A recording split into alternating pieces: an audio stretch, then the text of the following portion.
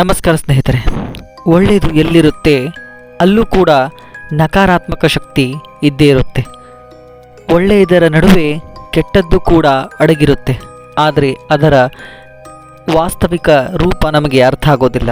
ಅದೇ ರೀತಿ ದೇವರು ಸಕಾರಾತ್ಮಕವಾದರೆ ಭೂತ ಪ್ರೇತಗಳು ನಕಾರಾತ್ಮಕ ಶಕ್ತಿ ಇರುತ್ತೆ. ಹಾಗಂತ ಇವನ್ನು ನಂಬಬೇಕಾ ಅಥವಾ ನಂಬಾರ್ದಾ ಅನ್ನೋದು ನಮ್ಮ ನಂಬಿಕೆಗೆ ಬಿಟ್ಟದ್ದು.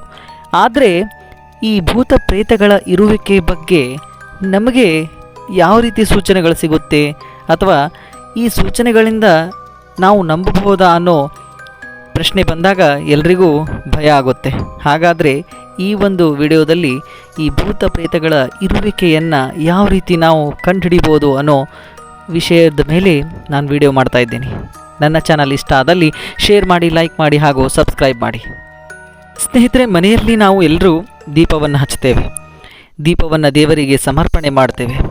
ಆದರೆ ಯಾವುದೇ ಗಾಳಿ ಇಲ್ಲದೆ ಮನೆಯಲ್ಲಿ ಕೆಲವೊಂದು ಸಲ ದೀಪ ಆರಿದಾಗ ಗಾಳಿ ಬಿಟ್ಟಿರ್ಬೋದು ಅಥವಾ ಗಾಳಿ ಸೂಚನೆಯಿಂದ ದೀಪ ಆರಿದೆ ಅಂತ ಹೇಳ್ಬೋದು. ಆದರೆ ಪದೇ ಪದೇ ದೀಪವು ಆರಿ ಹೋದಾಗ ಅಲ್ಲಿ ನಕಾರಾತ್ಮಕ ಶಕ್ತಿ ಖಂಡಿತವಾಗಲೂ ಅಡಗಿರುತ್ತೆ. ದೀಪವು ಯಾವತ್ತೂ ಬೆಳಗಿಸುತ್ತೆ ಹೊರತು ಆರೋದಿಲ್ಲ. ಅದೇ ರೀತಿ ಪದೇ ಪದೇ ದೀಪವು ಆರಿದಾಗ ಅದು ಅಶುಭದ ಸಂಕೇತವೇ ಆಗಿರುತ್ತೆ. ಸ್ನೇಹಿತರೆ, ನಾವು ಧರ್ಮ ಗ್ರಂಥಗಳಲ್ಲಿ ಓದ್ತಾ ಇರ್ತೇವೆ, ಯಾವುದಾದ್ರೂ ಪ್ರಾಣಿ ಅಕಸ್ಮಾತಾಗಿ ಸಾಯುತ್ತೆ, ಯಾವುದೇ ಕಾರಣಗಳಿರೋದಿಲ್ಲ. ಹೀಗಾಗಿ ಮನೆಯಲ್ಲಿ ಯಾವುದಾದ್ರೂ ಅದು ಮೀನಾಗಿರ್ಬೋದು ಅಥವಾ ಇನ್ನಿತರ ಪ್ರಾಣಿ ಪಕ್ಷಿಗಳಾಗಿರ್ಬೋದು, ಏನೂ ಕಾರಣ ಇಲ್ಲದೆ ಸಾಯುತ್ತೆ. ಅದಕ್ಕೂ ಕೂಡ ಕಾರಣ ಇರಬೇಕಲ್ಲ. ಅಂತಹ ಕಾರಣಗಳು ಇದ್ದಾಗ ಮಾತ್ರ ಅದು ನಕಾರಾತ್ಮಕ ಶಕ್ತಿಗಳ ಅಥವಾ ಯಾವುದೋ ಒಂದು ಪ್ರಭಾವ ಕೂಡ ಆಗಿರುತ್ತೆ.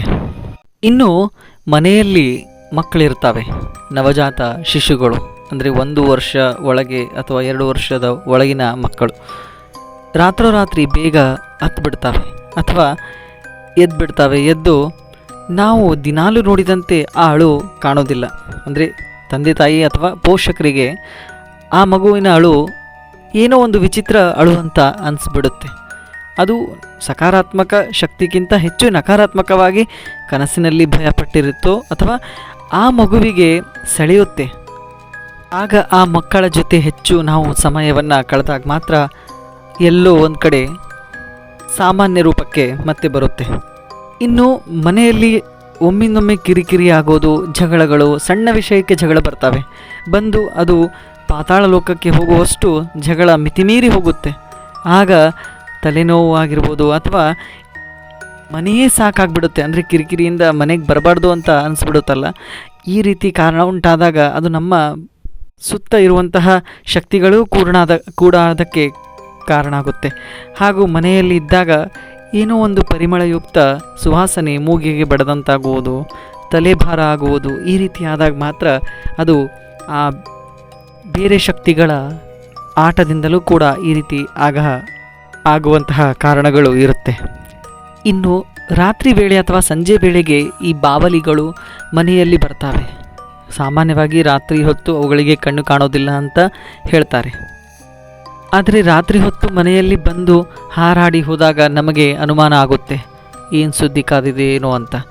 ಆದರೆ ಸಾಮಾಜಿಕವಾಗಿ ಎಲ್ಲರೂ ನಮಗೆ ಹೇಳ್ತಾರೆ ಏನಾಗೋದಿಲ್ಲ ಬಿಡಿ ಅಂತ. ಆದರೆ ಇಂತಹ ವಿಷಯಗಳನ್ನು ನಾವು ಮನಸ್ಸಿನಿಂದ ತೆಗೆದುಹಾಕೋದಿಲ್ಲ.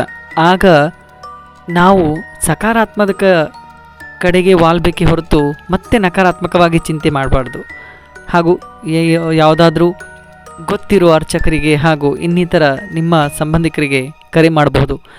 ಅದಾದ ನಂತರ ಗೋಮೂತ್ರವನ್ನು ಮನೆಯಲ್ಲಿ ಸಿಂಪಡಿಸಿದಾಗ ಮಾತ್ರ ಅದರ ಎಲ್ಲ ಶಕ್ತಿಗಳು ಹೊರಗೆ ಹೋಗಿಬಿಡುತ್ತೆ. ಇದನ್ನೆಲ್ಲ ನಾವು ನಂಬಬೇಕೋ ಅಥವಾ ಬೇಡವೋ ಎಂಬ ಪ್ರಶ್ನೆ ನಮ್ಮ ಮುಂದೆ ಬಂದಾಗ ಖಂಡಿತವಾಗಲೂ ನಾನು ವೈಯಕ್ತಿಕವಾಗಿ ನಂಬೋದಿಲ್ಲ ಹಾಗೂ ನಾನು ಕೂಡ ಇದನ್ನು ಪರಿಗಣಿಸೋದಿಲ್ಲ. ಆದರೆ ಕೆಲವೊಂದು ಆಲೋಚನೆಗಳು ಹಾಗೂ ಅನುಮಾನಗಳು ಆ ಒಂದು ಸಂದರ್ಭಕ್ಕೆ ಇವು ಸೂಕ್ತ ಅಂತ ಅನಿಸುತ್ತೆ. ಹಾಗೂ ಹೌದಲ್ಲ, ಅವ್ರು ಹೇಳಿದಂತೆ ಆಗಿದೆಯಲ್ಲ ಅನ್ನೋ ಮಾಹಿತಿ ಕೂಡ ನಮಗೆ ದೊರೆಯುತ್ತೆ. ಆದರೆ ಈ ಎಲ್ಲ ವಿಷಯಗಳ ಬಗ್ಗೆ ನೀವು ಕೇಳಿದಾಗ ಇದನ್ನು ನಾವು ನಂಬಬೇಕೋ ಅಥವಾ ಬೇಡವೋ ಎಂಬ ಪ್ರಶ್ನೆ ಬಂದಾಗ ಇದು ನಮ್ಮ ನಂಬಿಕೆಗೆ ಬಿಟ್ಟದ್ದು. ಆದರೆ ಎಲ್ಲೋ ಒಂದು ಕಡೆ ಒಂದು ಮಾತ್ರ ಸತ್ಯ, ಎಲ್ಲೂ ಒಳ್ಳೆಯದಿರುತ್ತೋ ಅಲ್ಲೂ ಕೂಡ ಕೆಟ್ಟ ಶಕ್ತಿಗಳು ಇದ್ದೇ ಇರುತ್ತೆ.